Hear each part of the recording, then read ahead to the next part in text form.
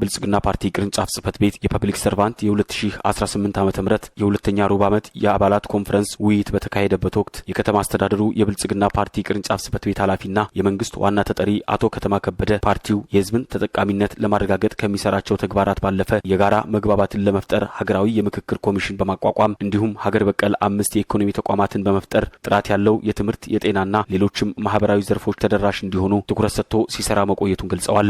አካታች የሀገራዊ ምክክር መድረክ እንዲፈጠርና ሀገራዊ ጉዳይ ተደርጎ ምክክር እንድናደርግ የምክክር ኮሚሽን ተቋቁሞ እየተመካከልን እንገኛለን ማለት ነው። ብልጽግና የሀገር በቀል ሪፎርምን የኢኮኖሚ ሪፎርምን በማካሄድ 5 ኢኮኖሚን በየዓመቱ ጀነሬት የሚያደርጉ ተቋማትን በማቋቋም ለነዚህ ተቋማት አስፈላጊውን ድጋፍና ማቴሪያል በማሟላት የኢኮኖሚ እድገታችን ትልቅ መሰረት መሆናቸው በመገንዘብ ቀጥሎ ባለው ጊዜ የጤና ተቋማት የሰለጠነ የሰው ኃይል የውስጥ ቁሳቁሶችንና ሌሎች ጉዳዮችን በማሟላት የተሻለ ተግባራት እየፈጸመ ይገኛል።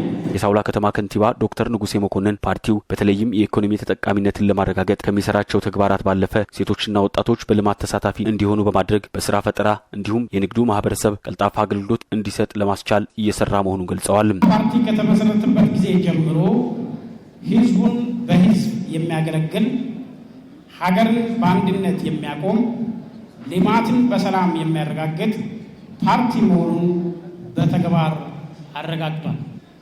በዚህ መሰረት በሳውላ ከተማ ውስጥ ባለፉት ዓመታት የተከናወኑ ልማቶች ለሁላችንም የሚታዩ ናቸው። በመሰረተ ልማት ዘርፍ የመንገድ፣ የመጠጥ ውሃ፣ የኤሌክትሪክ እና የፍሳሽ አገልግሎቶች በመስፋፋት ላይ ይገኛሉ።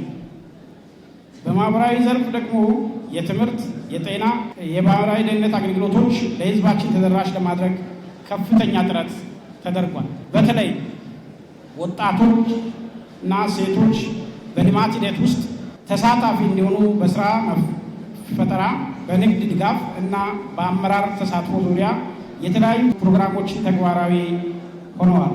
የጎፋ ዞን ብልጽግና ፓርቲ ቅርንጫፍ ጽህፈት ቤት የፖለቲካና ህዝብ ግንኙነት ዘርፍ ኃላፊ አቶ ቦሮና ቦላዶ ፓርቲው የመደመር እሳቤን በመያዝ ከተፎካካሪ ፓርቲዎች ጋር ጭምር በመስራት አመርቂ ውጤት ማስመዝገቡን ገልጸው እየተባባሰ የመጣውን የኑሮ ውድነት ለመቋቋምም ለፐብሊክ ሰርቫንቱ የደሞዝ ማሻሻያ ማድረግ መቻሉንም ገልጸዋል። ፓርቲያችን ብልጽግና አቃፊ ከመሆኑ የተነሳ ከፌዴራል ሚኒስትሮች ምክር ቤት ጀምሮ እስከ ወረዳ ከተማ ድረስ የተፎካካሪ ፓርቲ አመራሮችን ሾሞ የስልጣን ባለቤት አድርጎ አካታች መሆኑን አሳይቶ አብረን እየሰራን መሆኑ ሀገሪቱን ከመሩ ካለፉ ስርዓታትና ፓርቲዎች ብልጽግና ፓርቲን ለየት ያደርጋል።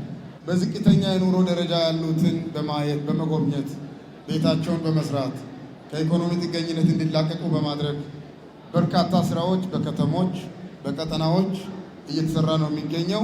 በመጨረሻም በበጎ አገልግሎትና በሰው ተኮር ተግባራት የተሻለ አፈጻጸም ላስመዘገቡ ቤተሰቦች እውቅና የተሰጣቸው ሲሆን የእግር ጉዞ በማድረግ መድረኩ ተጠናቋል።